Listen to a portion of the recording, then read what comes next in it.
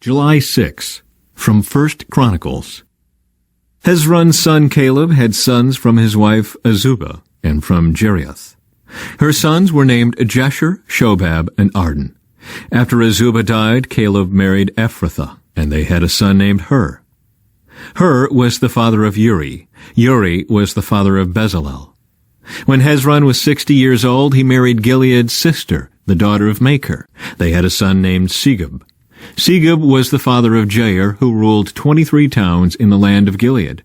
But Gesher and Aram captured the towns of Jair and also took Kenath and its 60 surrounding villages.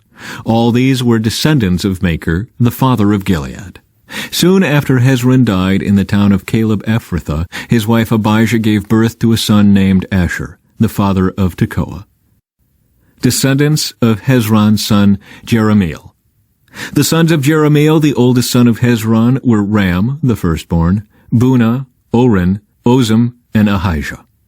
Jerahmeel had a second wife named Atara. She was the mother of Onam. The sons of Ram, the oldest son of Jerahmeel, were Maaz, Jamin, and Eker. The sons of Onam were Shimei and Jada. The sons of Shimei were Nadab and Abishur. The sons of Abishur and his wife Abihail were Aben and Molid. The sons of Nadab were Seled and Apaim. Seled died without children, but Apaim had a son named Ishai. The son of Ishai was Shishan. Shishan had a descendant named Ali. The sons of Jada, Shimei's brother, were Jether and Jonathan. Jether died without children, but Jonathan had two sons, named Peleth and Zaza. These were all descendants of Jerahmeel. Shishan had no sons, though he did have daughters. He also had an Egyptian servant named Jarrah. Shishan gave one of his daughters to be the wife of Jarrah, and they had a son named Edai. Edai was the father of Nathan. Nathan was the father of Zabad. Zabad was the father of Ephlal. Ephlal was the father of Obed. Obed was the father of Jehu. Jehu was the father of Azariah.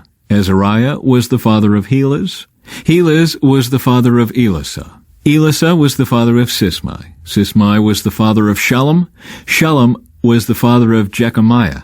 Jechamiah was the father of Elishama. Descendants of Hezron's son Caleb. The descendants of Caleb, the brother of Jerahmeel, included Mesha, the firstborn, who became the father of Ziph. Caleb's descendants also included the sons of Marishah, the father of Hebron. The sons of Hebron were Korah, Tepuah, Rechem, and Shema. Shema was the father of Raham.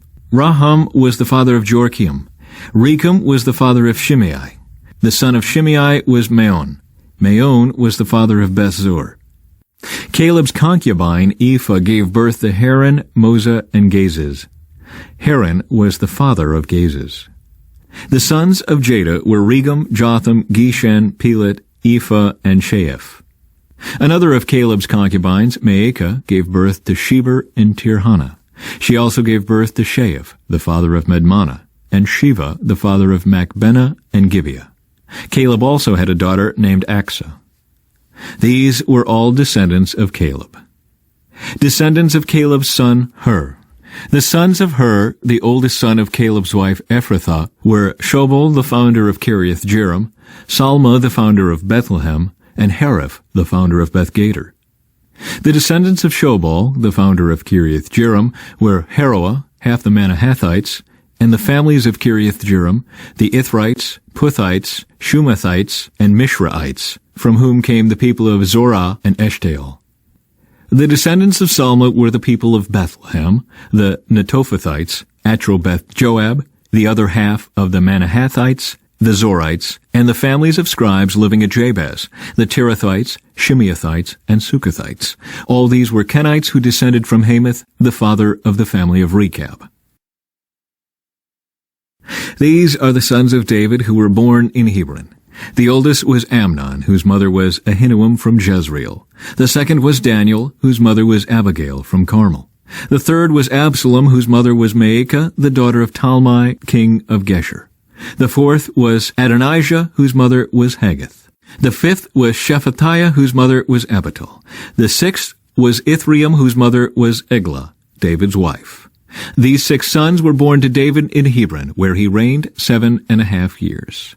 Then David reigned another 33 years in Jerusalem. The sons born to David in Jerusalem included Shemua, Shobab, Nathan, and Solomon. Their mother was Bathsheba, the daughter of Amiel. David also had 9 other sons, Ibhar, Elishua, Elpalet, Noga, Nepheg, Japhiah, Elishama, Eliada, and Eliphalet. These were the sons of David, not including his sons born to his concubines. Their sister was named Tamar. Descendants of Solomon. The descendants of Solomon were Rehoboam, Abijah, Asa, Jehoshaphat, Jehoram, Ahaziah, Joash, Amaziah, Uzziah, Jotham, Ahaz, Hezekiah, Manasseh, Amon, and Josiah.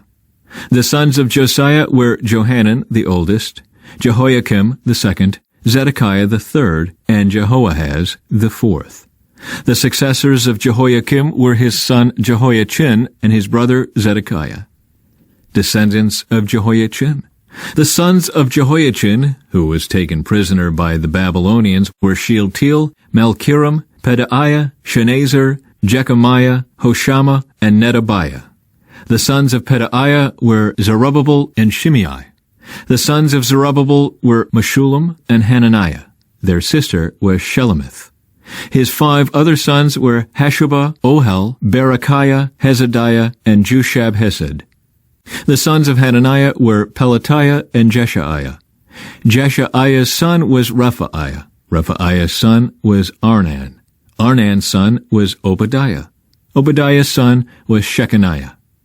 The descendants of Shechaniah were Shemaiah and his sons Hattush, Egal, Beriah, Neriah, and Shaphat, 6 in all. The sons of Neriah were Elioenai, Hizkiah, and Azrikam, 3 in all.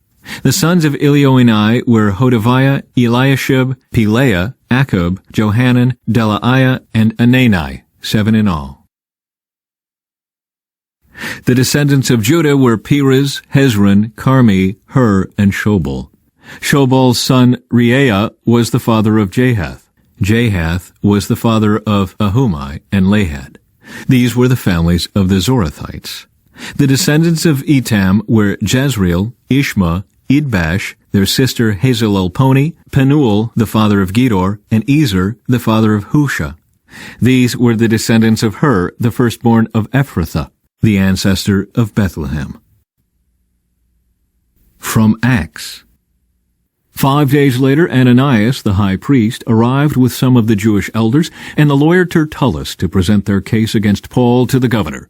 When Paul was called in, Tertullus presented the charges against Paul in the following address to the governor.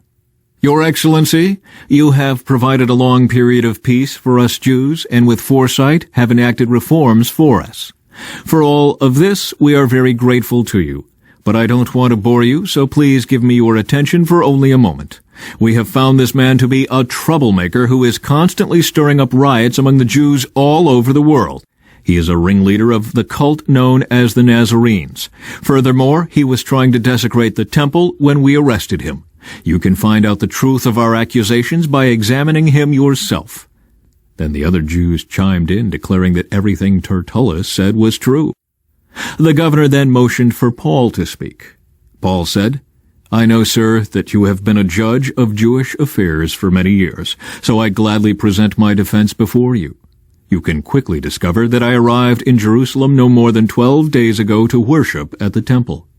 My accusers never found me arguing with anyone in the temple, nor stirring up a riot in any synagogue or on the streets of the city.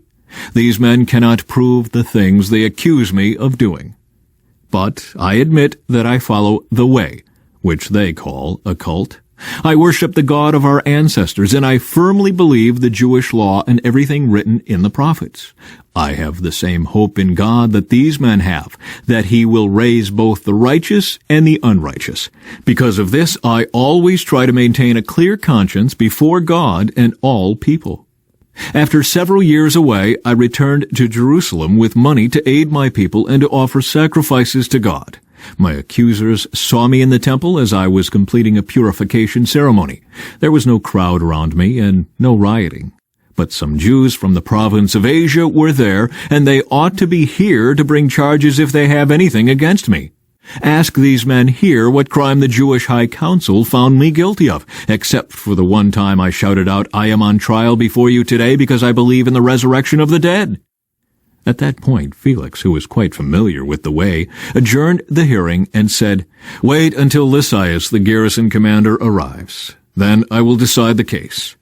He ordered an officer to keep Paul in custody, but to give him some freedom and allow his friends to visit him and take care of his needs.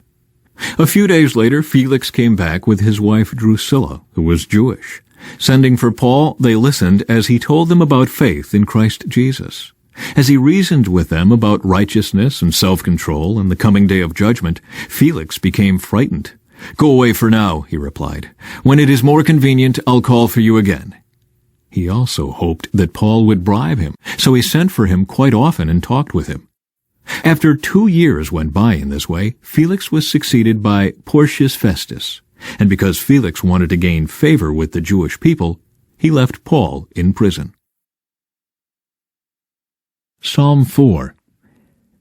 Answer me when I call to you, O God, who declares me innocent. Free me from my troubles. Have mercy on me and hear my prayer. How long will you people ruin my reputation? How long will you make groundless accusations? How long will you continue your lies? You can be sure of this. The Lord set apart the godly for himself. The Lord will answer when I call to him. Don't sin by letting anger control you. Think about it overnight and remain silent.